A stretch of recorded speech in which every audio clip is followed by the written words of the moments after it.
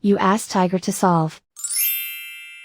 This deals with linear equations with one unknown.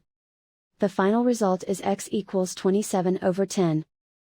Let's solve it step by step. Simplify the expression. Find the greatest common factor of the numerator and denominator. Factor out and cancel the greatest common factor. Group all constants on the right side of the equation. Subtract 4/5 from both sides. Group like terms.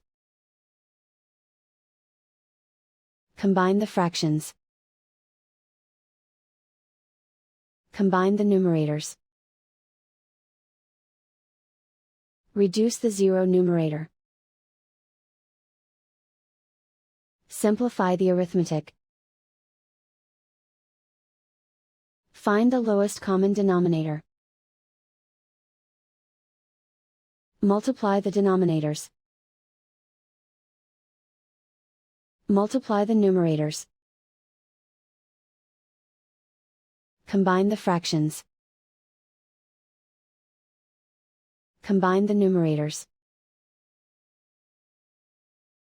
And so the final result is x equals 27/10.